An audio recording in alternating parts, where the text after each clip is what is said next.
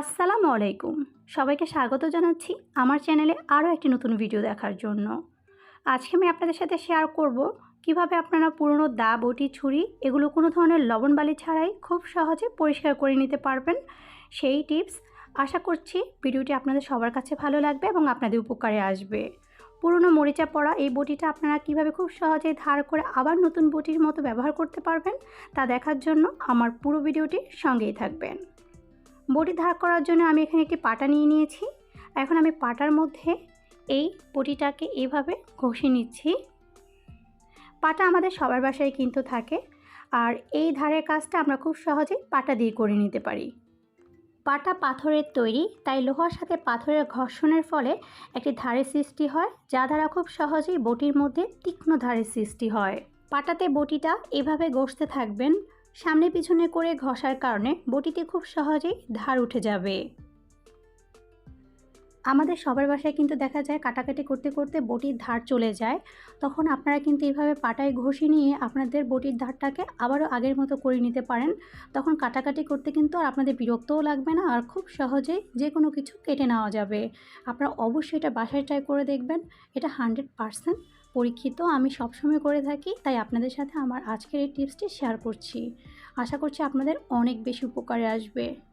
আমার এখানে বটিটা ঘষে নেওয়া হয়ে গিয়েছে। আমি এখন বটিটাকে ধুয়ে নেব, আর ধোয়ার আগে আমি এর মধ্যে দিয়ে দিচ্ছি হুইল পাউডার। আমি এখন বটিটার উপরে হুইল পাউডার ছিটিয়ে দিচ্ছি। এরপর আমি হুইল পাউডারের উপরে দিয়ে দিচ্ছি সামান্য পরিমাণ পানি। এখন একটি তারের মাজনি দিয়ে আমি বটিটাকে ভালো করে ঘষে নিচ্ছি। বটিটা কিন্তু অনেক দিনের পুরনো জং রয়েছে, তাই বটিটাকে খুব ভালো করে ঘষে নিতে হবে। আমাদের সবার বাসাতেই এরকম তারের মাজনিগুলো থাকে। এরকম তারের মাজনিটা আমরা হাঁড়ি পাতিল মাজার জন্য ব্যবহার করে থাকি। আর আপনাদের কাছে যদি এরকম মাজনি না থাকে, আপনাদের কাছে যদি শিরিষ কাগজ থাকে, আপনারা চাইলে শিরিষ কাগজ দিয়েও কিন্তু বটিটাকে ঘষে নিতে পারেন। আমার এই ভিডিওটি আপনাদের কাছে যদি ভালো লেগে থাকে তাহলে অবশ্যই আমার চ্যানেলটিকে সাবস্ক্রাইব করে আমার চ্যানেলের সাথেই থাকবেন।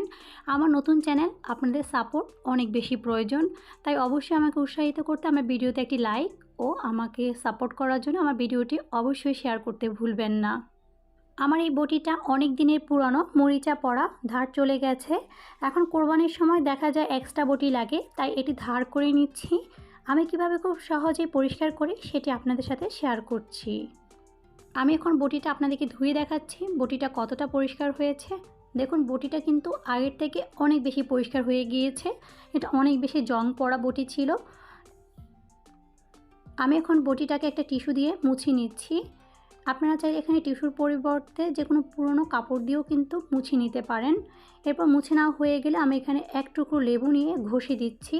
এতে করে মরিচা পড়া জংটা আরও সহজে খুব তাড়াতাড়ি উঠে যাবে। দেখুন আপনারা কত সহজে এই লেবু দেওয়ার কারণে কিন্তু ময়লাগুলো আরও দ্রুত পরিষ্কার হয়ে যাচ্ছে। লেবু কিন্তু ভীষণ উপকারী, এটা যে কোনো কিছু দাগ তুলতে অনেক বেশি কাজে দেয়। তাই যে কোনো পুরনো দাগ বা যে কোনো কিছু দাগ তোলার ক্ষেত্রে আপনারা সবসময় লেবুটা ব্যবহার করবেন। লেবু ব্যবহার করলে কিন্তু অনেক কিছু পরিষ্কার হয়ে যায়। আবার অনেক কিছু কাটাকাটির পর হাত যখন কালো হয়ে যায়, তখন কিন্তু হাতটাকে আপনারা লেবু দিয়ে খুব সহজেই পরিষ্কার করে নিতে পারেন। ফাইনালি আমি এখন বটিটাকে ধুয়ে নিচ্ছি। আপনারা প্রথমেই দেখেছেন বটিটা কত বেশি জং পড়া ছিল, আর এটা দেখতে কেমন ছিল। এখন দেখুন বটিটা কত বেশি পরিষ্কার আর নতুনের মতো দেখাচ্ছে। দেখলেন তো কত সহজে কোনো রকমের উপকরণ ছাড়াই এরকম বটি পরিষ্কার করা সম্ভব। তাহলে আজই ট্রাই করে ফেলুন আপনাদের বাসায় যদি কোনো পুরনো এরকম বটি পড়ে থাকে। আপনাদের বাসায় পুরনো বটি থাকলে সেই বটিগুলোকে আপনারা এইভাবে পরিষ্কার করে নিতে পারেন। আবার চাইলে নতুন বটিটাকেও কিন্তু সেম প্রসেসে আপনারা ধার করে নিতে পারেন। এভাবে কিন্তু আপনাদের বটির মধ্যে ধারটা অনেক বেশি আসবে এবং আপনাদের কাটাকাটি করতে অনেক বেশি সুবিধা হবে।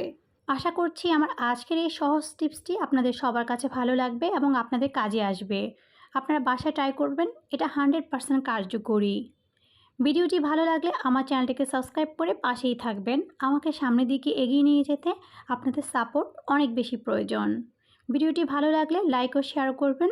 আজকে তাহলে এখানে বিদায় নিচ্ছি। সবাই খুব ভালো থাকবেন, সুস্থ থাকবেন আর মডার্ন হোম টিপসের সাথেই থাকবেন। আল্লাহ হাফেজ।